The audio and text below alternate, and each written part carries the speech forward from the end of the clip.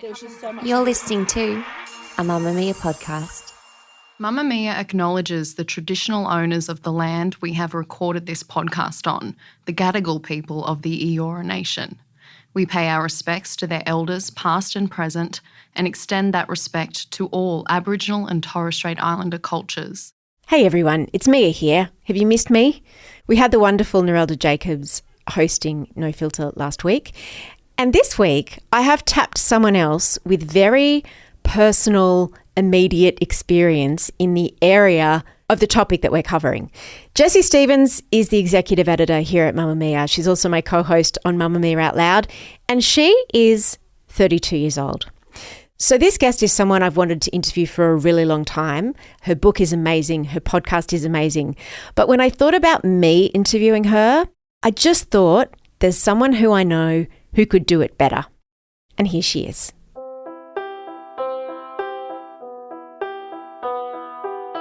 There is something that happens to women between their mid-20s and their early 40s. You might have heard it referred to as a Saturn return, a quarter-life crisis. But author Nell Frizzell has a different term to refer to that period of transformation and angst. A phrase that encapsulates why all your friends seem to be having a deeply personal crisis at precisely the same time. Nell calls them the panic years. They're defined by a series of decisions we suddenly have to make about partners and career and friendship and savings and where to live. And, well, there's another choice women are faced with. The most irreversible, high stakes, and perhaps important choice a person ever makes: whether or not to have a baby. If you decide, yes, that sounds like a good idea, then the deliberating doesn't stop there. Who should I have that baby with? When? And how many? The decision about when to start a family began as a gentle hum in the back of my mind. And over the last few years, I'm now 32, it has become a roar. I've heard it a lot from people. It's like having a fever. It descends with a kind of sweating, panicky compulsion. It was like a combination of being incredibly horny, really thirsty and very tired. Like I needed it so much. Biologically, psychologically, emotionally, I just wanted to be trying. Nell had the same experience, and now she has a little boy. The first thing she said to me when we jumped on a call to do this interview was that her son had scarlet fever, and she might need to pause our conversation to quickly speak to their GP. I didn't say this to her, of course, but I thought, scarlet fever? People still get scarlet fever? What's with kids spending the first 10 years of their life contracting a series of medieval illnesses? The GP did call while we were chatting. I listened to Nell recount every symptom her son had had in the last 24 hours, his medical history, her concerns, and the next steps. A million tiny details, all part of the tapestry of being a parent, a great parent. It was a reminder that the decision to have a child means you're not the main character in your life anymore. It's a recalibration of identity. Is anyone ever truly prepared to make that decision? From Mamamia, I'm Jessie Stephens, and today, for this episode, I'm guest hosting No Filter. Nell is a writer who explored the mother of all decisions in her book, The Panic Years. In this interview, Nell and I speak about her experience of desperately wanting a child and yet finding herself single in her 30s. Then, once she did fall in love, there was one significant problem. To spend the rest of my life in a relationship with someone who denied me a baby feels incredibly painful. But he is so clear that he doesn't want it, that to spend the rest of his life in a relationship with someone who forced a child upon him is also really painful and unbearable. We talk about infertility, motherhood regret, and the biological inequality of it all. And at a stage where I felt so vulnerable and like physically vulnerable in a way that I never feel. But I just felt like I wanted my partner there and I wanted him to show affection and love for me. You'll also hear her son interrupt because his movie stopped playing. And then you might hear his TV show playing in the background. Welcome to motherhood. Here's my conversation with Nell Frizzell. I'm going to start with a question that you began obsessively asking in your 30s. And that is, I'm nearly 32. I have a partner. And what I would like you to tell me is whether I should have a baby. How the tables have turned, because this is exactly what I did. When I was about 31, I was interviewing the head of the International Congress of the Red Cross, this incredibly impressive Australian woman called Helen Durham. And I was meant to be interviewing her about getting rape defined as a weapon of war. And we were in this very smart office and she was wearing a suit. And at the end of the interview, I was just like, Helen, just between you and me, should I have a baby? Because I was absolutely obsessed. It was like living on a kind of rotisserie of indecision, that every day I would slowly rotate through all the reasons to not have one and all the reasons to have one, and trying to understand my feelings, looking at my body, looking at my life, looking at my home, looking at my work, looking at my friends, and just, I could not decide whether I should or not. And what she said to me, so this isn't me fobbing you off as someone else's answer, although it kind of is. She said, if you want to invest in the future, then why wouldn't you have a child? And I thought that was a very nice way to sort of unhook me from the meat hook of that indecision. She was sort of giving me permission to admit that I wanted it. And I did want it. You know, ultimately, I've known probably since I was about 7 that I wanted to have a baby biologically. I wanted to be pregnant. I wanted to breastfeed. I wanted to give birth. I wanted to do all those things. And yet I also knew, 1, that might not be possible. 2, that I might not be very good at it. 3, that it wasn't necessarily good for the planet. 4, that my partner didn't want to do it. 5, that I lived in a society that wasn't particularly set up for parenthood, etc., etc., etc. So I doubted that urge, motivation, desire, in the way that I think any rational, politically engaged woman has to interrogate all of those feelings, you know. Like, why do I want to have a long-term relationship? Is that normal? Is that just conditioning? Is it something that I really believe in? Why do I need friends? Is that something that I've just been told is important, that it's on telly, that, you know, we have been sort of imbued with this sense of friendship as being ultimately important, but actually we don't need it? All of that. I think having babies is like the ultimate, that you really do have to sort of look at yourself and look at your life and think, is this social conditioning? Is this just a sort of outdated expectation that we put on cisgendered heterosexual women particularly? Is there another way? Does family mean something else to me? Can I have a fulfilling life without it? Will it harm my ability to move through the world and make money? Is it going to be the end of my relationship, etc., etc.? And then in the end, it sort of came upon me like a fever. And I don't know, Jessie, if this is going to happen to you one day. I've heard it a lot from people, that it's like having a fever. It descends with a kind of sweating, panicky compulsion. And I had a position to retrain as a teacher. And I just suddenly thought, no, like if I put this off for another 2 years, then I might lose my chance to do it ever. And I can't bear that. Like, I want this now. I want it in my body. It was like a combination of being incredibly horny, really thirsty and very tired. Like, I needed it so much. Biologically, psychologically, emotionally, I just wanted to be trying. And I knew it might not work. I knew I might not be able to conceive. I knew I might have a miscarriage. I knew that I might not have a healthy baby at the end of it. I'm aware enough of the sort of realistic dangers of pregnancy, but I just wanted to feel like I was trying. I would say, if you don't feel mad at the moment, if you're not like desperate to have a baby and you're fairly ambivalent about it, it's a shocking thing to do and it's pretty awful, so don't. I interviewed a lovely guy called Freddie. He's a single dad, and he said, oh my God, if you don't want to have kids, don't have them. And I think he's right. Like, if you don't want them, or if you're fairly ambivalent about it, or you don't care either way, don't do it. Don't do it. And if me telling you not to do it makes you feel something, then you can listen to that feeling and realise that you probably do want to do it. It was a slight trick question. I trapped you. I'm currently 11 weeks pregnant, so when this comes out... Oh, congratulations!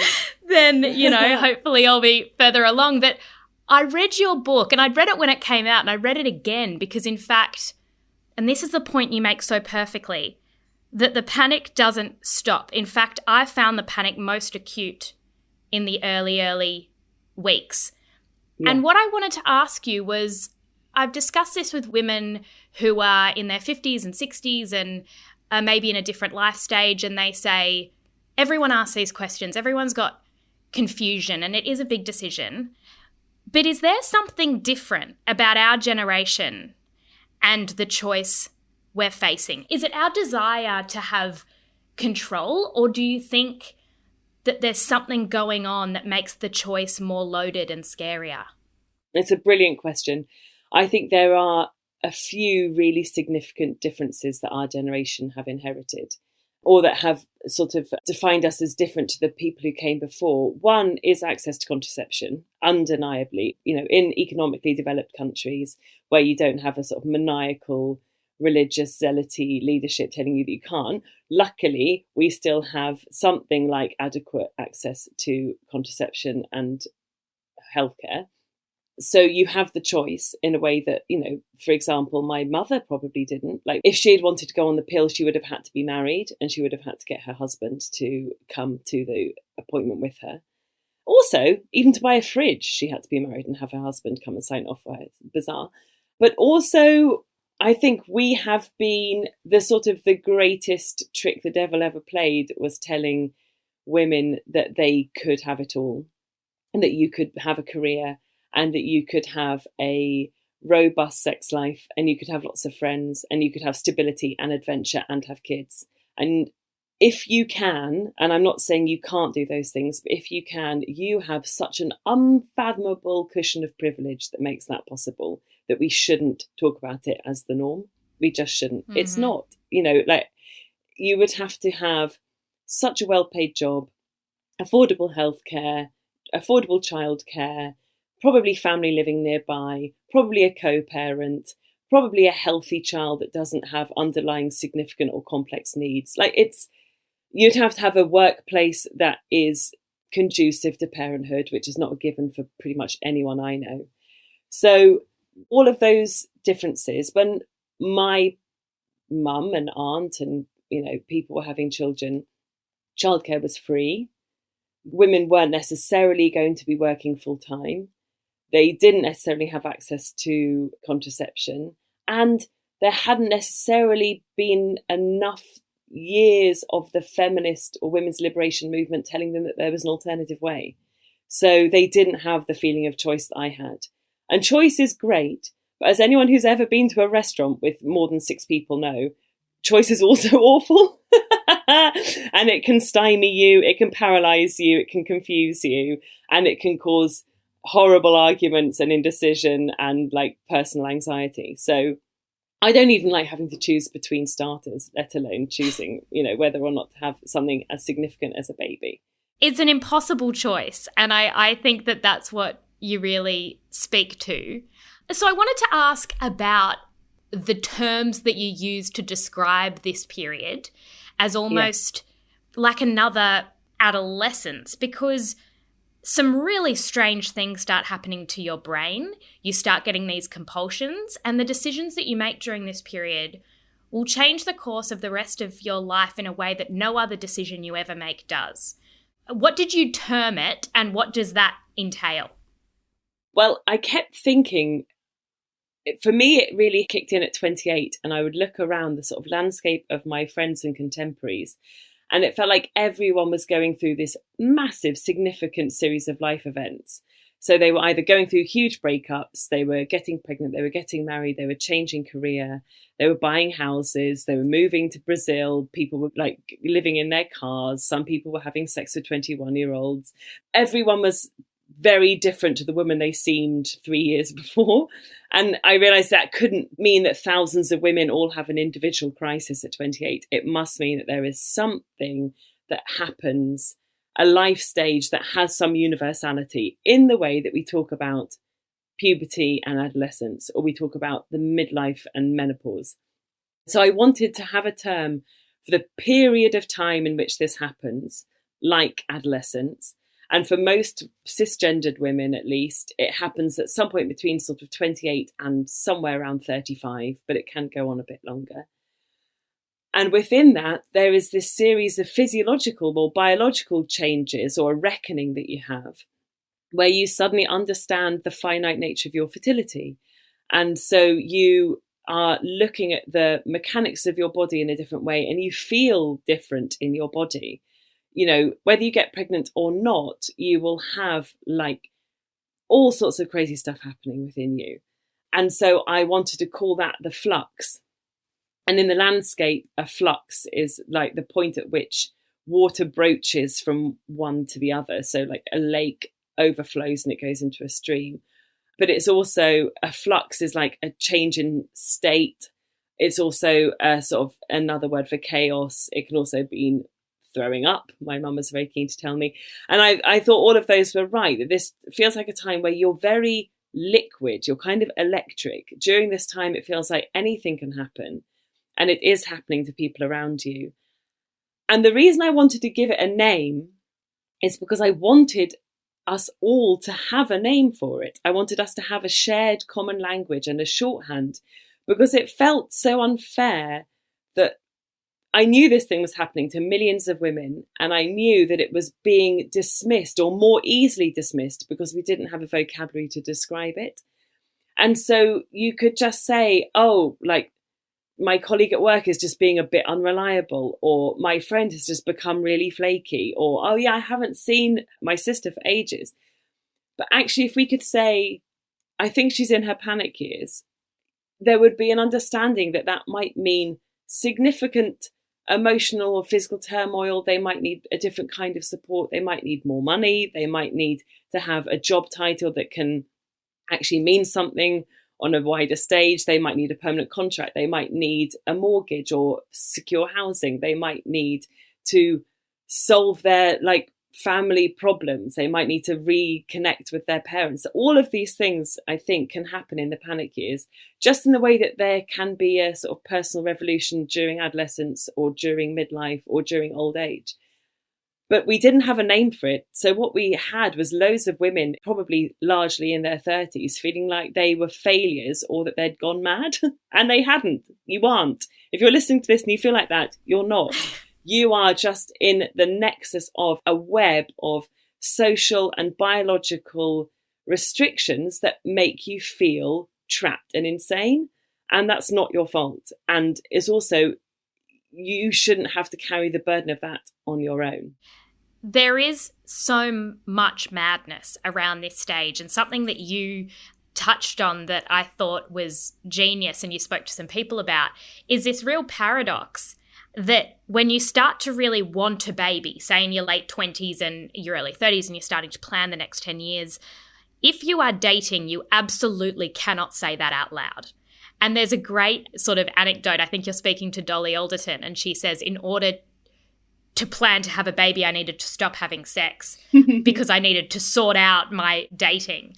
Yeah. Why is it so terrifying, and I relate with this entirely, for women to be honest about wanting a baby during that time? Yes. Well, here comes marching over the hill the big sort of elephant in the room that I haven't talked about, which is men. During this time, what are men doing? Because that is the question. I think a lot of this happens because while we're having this, our very own form of social conditioning that tells us that we must want to be incredibly successful and also domestically sort of content, and we want to be long-term partners, but men are being fed all of these myths about what men are and what men are like. That they are incredibly promiscuous, that they have really high libidos, that they're really ambitious, that they find domesticity boring, that they find women very placid and controlling. All of which, if you scratch the surface and you know any men at all, is clearly bollocks. I don't know any heterosexual couples where the man is really keen to be out and partying. They all love domestic life. And, you know, I know so many women who still want to get dressed and like go out and dance and like shout into the night with their friends, and their partners basically want to stay at home and play FIFA.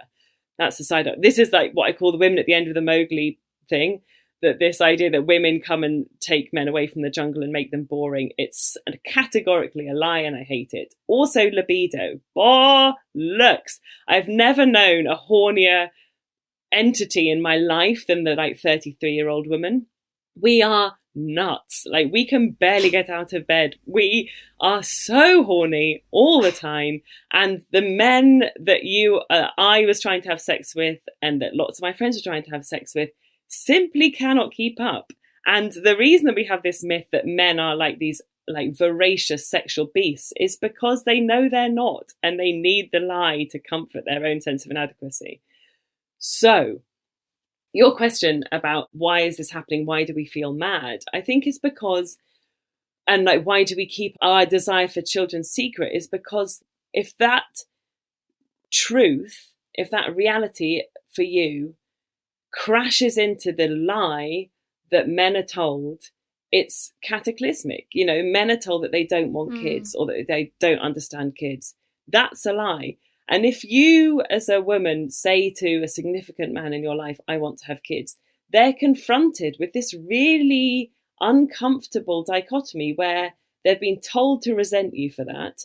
But actually, maybe you're revealing to themselves something that makes them feel very vulnerable, which is that they also only have a finite amount of time, that they also probably do like the idea of family life, that they also have a desire for children that they've been told all of their adolescence and 20s is a bit lame. And it's not.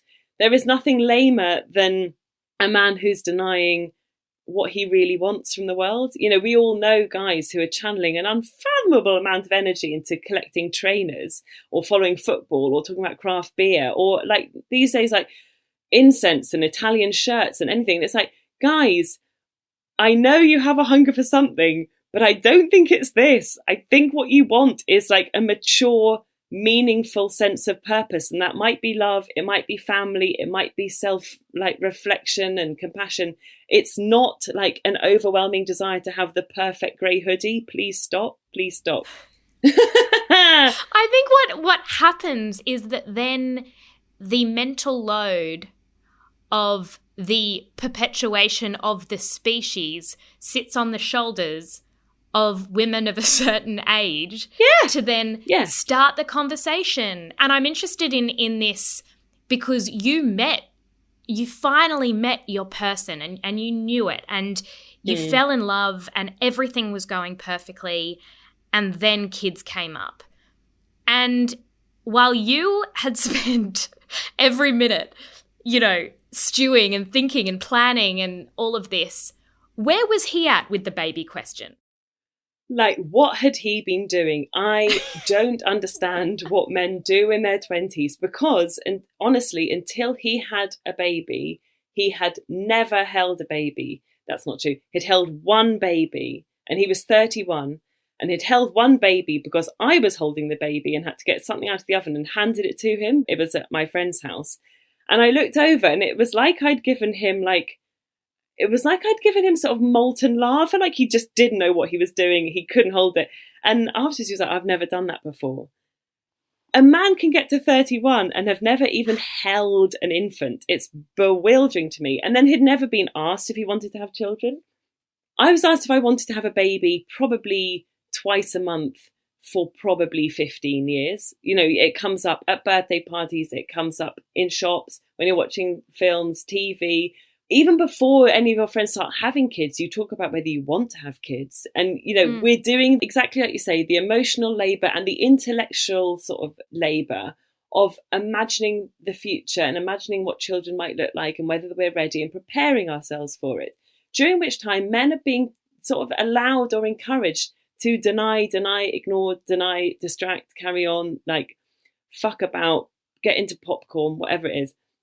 And so also, I should say, like, my now husband was the only child of a single mum. So he didn't grow up in one of those sort of large intergenerational families that I think is different. I think if you've grown up with several siblings and you all live close by, then you maybe have been encouraged to do a bit more childcare, you've done a bit of babysitting, you've probably changed a nappy. He'd had none of that. But his experience isn't particularly rare in a country like England, where we are sort of siloed into these roles where it's like, you're a professional man, you're a young man, you are sexually active, you are doing this, you're doing that. And all those people who are raising children are like off stage. We don't hear from them. We don't look at them. We certainly don't want our taxes to go to them. Politicians can ignore them. Hospitals are overrun with them, but we don't like thinking about that. Like, you know, it's sort of very much seen as outside of what's interesting and relevant and necessary, even though, like you say, it's the most necessary thing we can be doing. After the break, Nell breaks down what changed her partner's mind about having kids and why the conversation about a second child has thrown them back into crisis.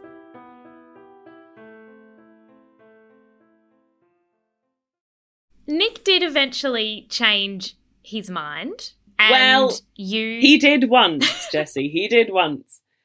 And now I want to have another baby. I've written a follow-up, I suppose, to the Panic Years called Holding the Baby, which is all about early parenthood. And one of the chapters in there is exploring the fact that I really, really want another baby. And he absolutely doesn't. And it has been horrible for our relationship. We had to go to couples counselling. Occasionally we've reached the point where we look at each other and think, what are we doing? Do we walk away from this? How do we carry on? Because I want it so much that to spend the rest of my life in a relationship with someone who denied me a baby feels incredibly painful. But he is so clear that he doesn't want it, that to spend the rest of his life in a relationship with someone who forced a child upon him is also really painful and unbearable. It's a hideous situation to be in.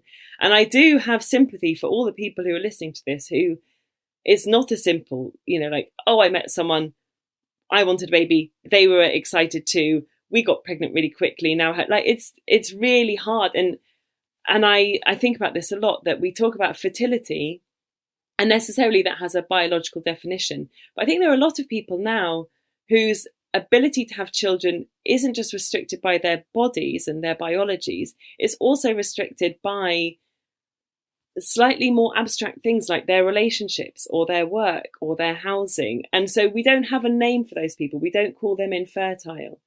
Or, you know, people in same-sex relationships, people who can't afford IVF, what do we call them? Like, they're not infertile in this sense that, like, the medical world uses, but they are unable to get pregnant, and we need better language for that. Sorry, that was a huge side note. You're in the middle of asking me about Nick. No, I'm interested in, because there is a lot of people listening who are maybe in the position you were, you know, years ago when you really wanted a child and you were with someone who originally didn't. What made him change his mind about that? Because I hear what you're saying. I've been in the same position. My partner is younger. We're in different life stages. And he probably went earlier than he would have liked and I went later. But it's a source of tension. How did you sort of, I don't want to say, because I don't think it's a matter of convincing someone. I hate that stereotype. But how did you have those discussions and how did he come to that conclusion? How did we move? Like, where did the movement come?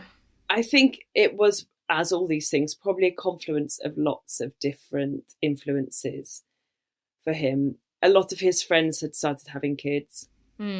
Like, if you want to talk about the twee stuff I did, I went and bought like a load of this beautiful stationery and wrote a list from A to Z of all the reasons why I thought he'd be a wonderful father. You know, A, he's so affectionate. B, he is like a brilliant thinker. C, he's clever, blah, blah, blah.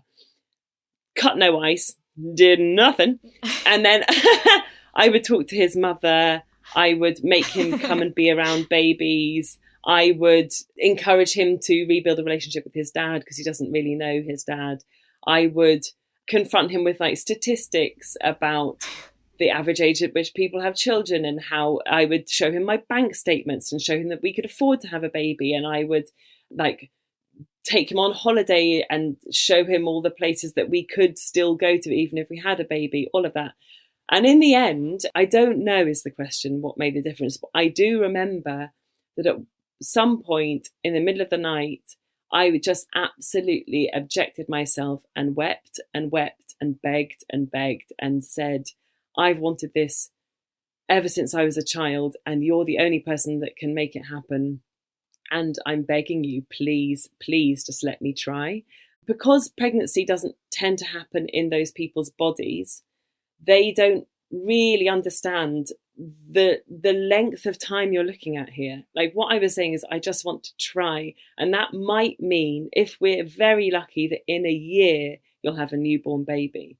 You're not suddenly going to say yes and be handed a 6-month-old that's like teething. This is a slow process, and I just want to feel like I'm trying, and that is the direction of my movement. So I didn't expect him to move 20 steps over to my side. It was more that I needed him to shuffle forward a couple of steps and say, okay, like we can try.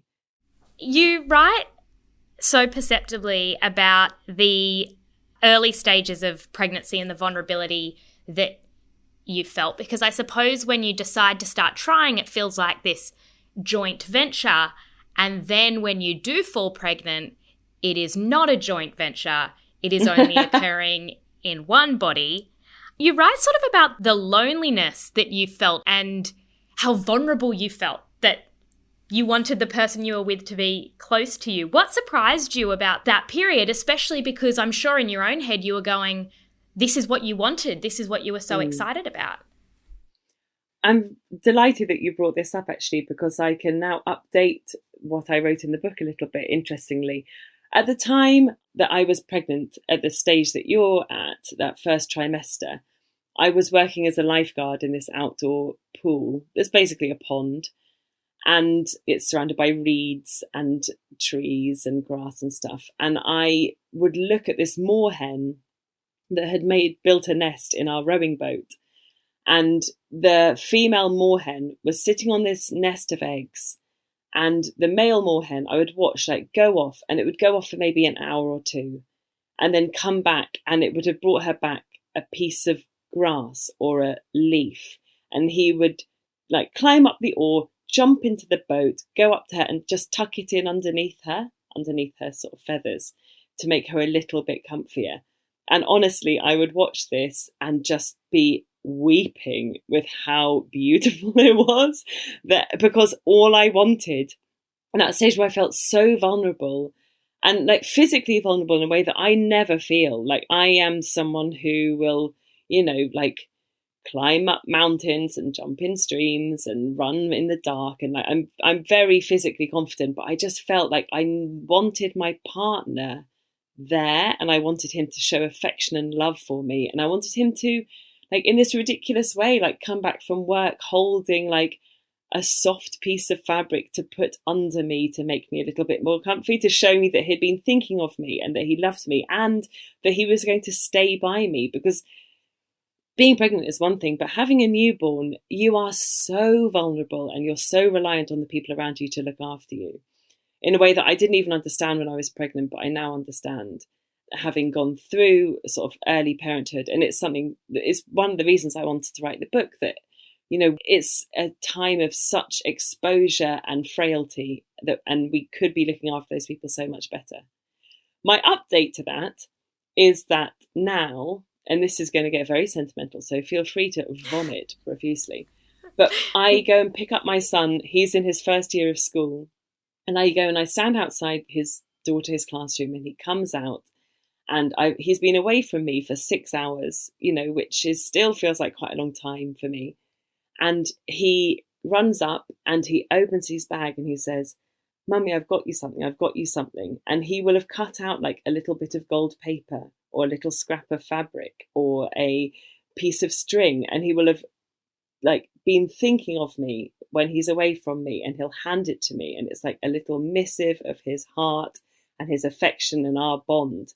And I think it struck me just the other day that we're moorhens now, that I'm still at home and I'm still making everything safe and warm and comfortable for him. And now he is the one that goes off and comes back with these little scraps of tangible physical affection that let me know that he still belongs to me and he still loves me. And so, like, it's a funny thing that what I wrote about in the panic years felt so specific to that time. And now I realise that there are echoes of those experiences that carry on and on and on, which is why I say in the book that it doesn't finish just because you have a baby, or it doesn't finish because you get married. It doesn't finish because you get a job or a home. It's like, this is a process, just like adolescence, that you will see the kind of consequences of it throughout your adult life, if you're lucky. I wanted to touch on that point about lucky, because it is really difficult to have these conversations when you know that there are people listening who have struggled with infertility, who have experienced pregnancy loss, who really want this, or who absolutely don't. And there is a loaded nature to women's choices that there isn't for men. And I wanted to ask you about that, because it's interesting that men get to make choices, whether they become a father or they don't, or they marry or they don't. And they don't really have to consider all men everywhere. But for women, there's a real complication, and I think it's deeply empathetic as well, and especially as we get older and we know people who have experienced infertility. But I wonder if it's changed the conversation a bit, because there are a lot of women I know who don't want to talk about the really difficult early parts of parenting because they think it's insensitive to people who can't have kids. Have you found that, especially in your writing? I can't imagine how fraught it is. Yeah, it's a thing I really wrestle with. And I would say to everyone, it's a dilemma that can really only be solved in the real world with your people. You know, like, I think this is one of those areas where social media has sent us all slightly skew with. Yes. If I put something online about my own personal experience of pregnancy, parenthood, whatever, that will be read by far more people than it should be, in our sort of little mammalian brains. We can't handle that. And so that wariness, or that feeling that, like, exactly as you phrase it, that we have to sort of think of every other woman when we describe what it is to be a woman, I think that is a hugely admirable thing to strive towards, but we shouldn't beat ourselves up if we can't meet it, because it's fairly unfeasible and impossible. In Holding the Baby, I've got a chapter that's called How Do I Talk to Unpregnant People? And it was so interesting because I didn't have like a sensitivity reader as such, but I did, it was read through by 2 editors and a proofreader, and they all, as just happens sometimes, haven't had kids. And they all said, we're not sure about this phrase unpregnant. It feels a bit loaded. We're not we think that might be a bit difficult for people. And I thought, okay, that's interesting. So I then sent the chapter to a number of women. I think it was 5 people I knew who had all experienced various forms of infertility and difficulties in conceiving and staying pregnant, and said to them, like, how do you feel about this term? And they all said, this is really valid. We're really glad someone's writing about it. And one brilliant author called Kat Brown, who's writing a book about infertility, and who is one of the few people I know who tried IVF and stopped because it wasn't working, and she just stopped, and she's going to be child-free for the rest of her life. And that's a decision her and her partner have made. And all she said was, maybe put it in inverted commas, like unpregnant, to show that you are aware that this is like a term that you're using, and you're using it in a very specific context. And what I mean by unpregnant people, just like you were sort of raising in the question, isn't people who don't have kids a blanket thing. I mean people who exist in relation to the state of pregnancy. So either that means you're trying to get pregnant, you have been pregnant and you've lost that pregnancy. You're someone who can't get pregnant but is trying through medical intervention. You're someone that has once been pregnant and you lost it and you decided not to. Like, you exist in relation to a state of pregnancy. And therefore, I think it's fair to use a term like unpregnancy just to point out that that is a state that people exist in. And they have specific needs and requirements and experiences that we as a community should foster and nurture, rather than just sort of not wanting to talk about it, which I think is what happens with infertility so often, that we're all for so many people, it's a fear, and what you do in the face of fear is to retreat. And so we just like to act like it's not going to happen.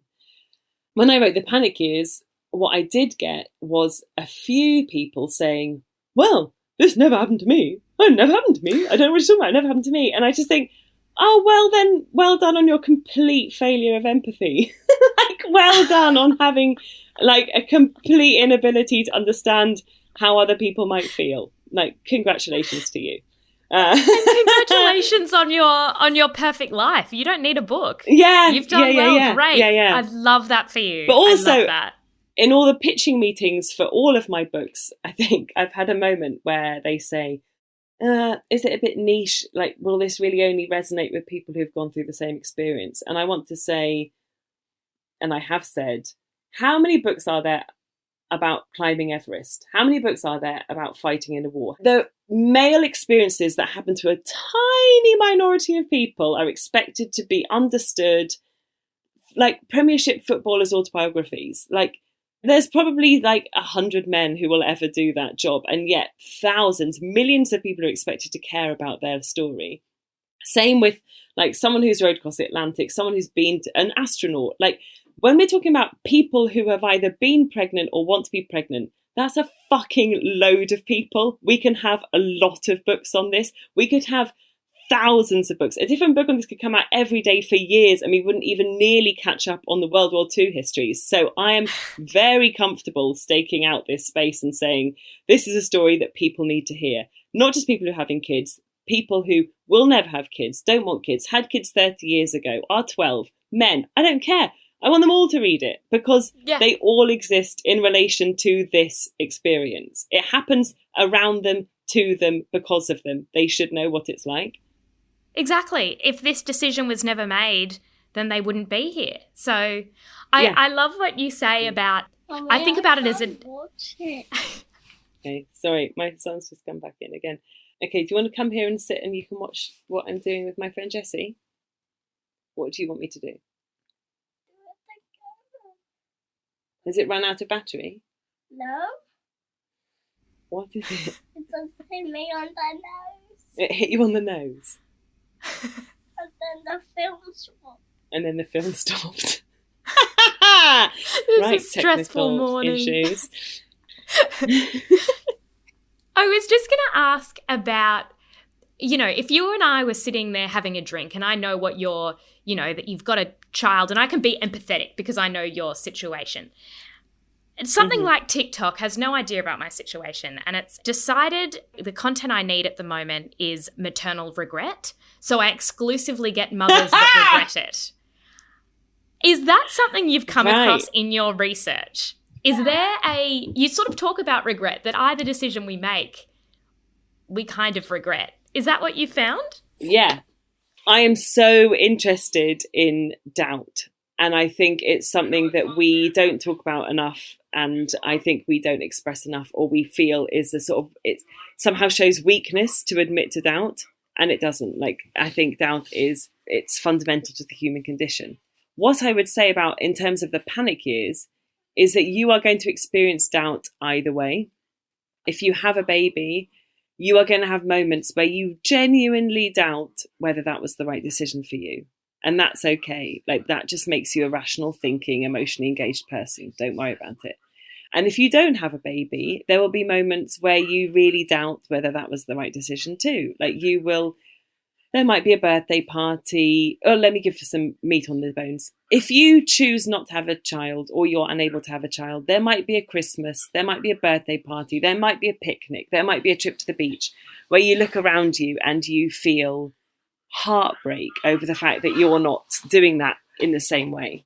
But equally, if you have a baby, there will be a moment probably where it's 3 a.m, you're bleeding out of your body, you're swollen, you're lonely, you're sore, you think you're going to throw your kid at the wall, you feel exhausted and pushed to the very edge of your ability to cope, and you will quite rightly think, I don't know if this was the right thing to do. All of which isn't to say that regret or doubt isn't difficult for other people to hear about, because it is. It's really difficult to hear that someone feels like that. But I think the more we are exposed to those narratives, the less our own doubt feels alien or taboo or dangerous, because it's not dangerous really to feel a moment of doubt. And if you can express that doubt, like I would say to my friends, oh my God, like I just don't know if I can cope anymore. Like that made me more able to cope. It's such a sort of boring, simple truth of psychology that if you can express your feelings are less dangerous. Yeah. Sorry, TikTok's ruining your life. My final question is, you've found your person, you've got this beautiful little boy, you have a roof over your head. I assume that the panic has subsided and what you have found is inner peace. Would I be right to suggest that the panic years have ended? I'm enlightened now. I'm completely enlightened, and I'm gorgeous. May I also add that to? And I'm extremely fit and very wealthy and content. No, sadly, Jessie, no, I am not. The panic continues. It's different now. It's a very different thing, and I do have moments, like I was describing, where I feel such profound joy and contentment that I had never known before. I'm not saying it makes it all worth it, but I'm just saying that exists for you. And that will exist for you whether you have kids or not. If you're lucky enough to carry on living, you will have times of such simple beauty and such heartfelt, like miraculous joy that it makes the panic seem not irrelevant, but purposeful. Like, I'm glad I went through the panic years. I'm glad I did all that processing. I'm glad I confronted my demons. I'm glad I pushed and punched and wept and bit and fucked and like screamed my way through them, because what I got after them has been at times brilliant. I would hope that for everybody. Your life won't look like mine. No one else's life will look like mine. But this is the only life that I could have, and I'm glad that I have it, I suppose. The question of fertility hangs around in your lap for as long as you are fertile, I suppose, and then the repercussions of that carry on until you die. And the two truths of being in a human body are that one day you will lose your ability to bear children, and one day you will die. And you don't know when either of those things are happening, and you have no control over when those two things are happening. And that's frightening, but it's also true. And so there's no point running away from it. It's just there. And I still have those 2 points in my future. One of them might be happening very soon, and one of them hopefully will be happening in a while, but I don't know. And so I think if the panic years is a reckoning, it's a reckoning with those two things. And you can carry that knowledge into your future, I think, and it can make you stronger. It can make you gilded. It can make you grateful. And what I learned from the panic years, very simply, and I put this at the end of the book, is that to want children is a fairly normal impulse. So don't let society tell you that you are uncool or deranged or like old-fashioned for wanting it. 2, that you just have worth. You have internal worth that no one else can take away, and does not preside in your ability to make money or look cool or entertain people or whatever. You just have worth by being alive. And I suppose 3rd is that, like, if you can bring those two things together, there is a certain contentment in just knowing that this is who you are and what's happening, and it will pass. It will pass. Everything passes. Everything's transient. And it's so basic, but it's completely true that you, even in the darkest days when it feels like this is your life and it's your life forever, it's not. Nothing ever is. So, yeah, you will panic, and then the panic will subside and something new will come in its place. And you'll have to meet that challenge over and over again until you die. I'm so glad to hear that things are looking up. That sounds things are great. Yeah. Thank you so much for your mentorship pleasure. During the panic years. I really appreciate it. Oh, Jessie, good luck. Really good luck for whatever's going to come next. You. I'm sure you'll be brilliant. But yeah, good luck. Thank you. Thanks so much for your time. Thank you so much to my guest, Nell Frizzell, who was so open and generous with her time. Her book, The Panic Years, is available now. We'll pop a link in the show notes. And her new book, Holding the Baby, is available in March. The producer of No Filter is Emmeline Peterson. The executive producer is Eliza Ratliff, and sound production by Madeline Joannou. I'm Jessie Stephens, and Mia Friedman will be back in your ears next week. Thanks for having me.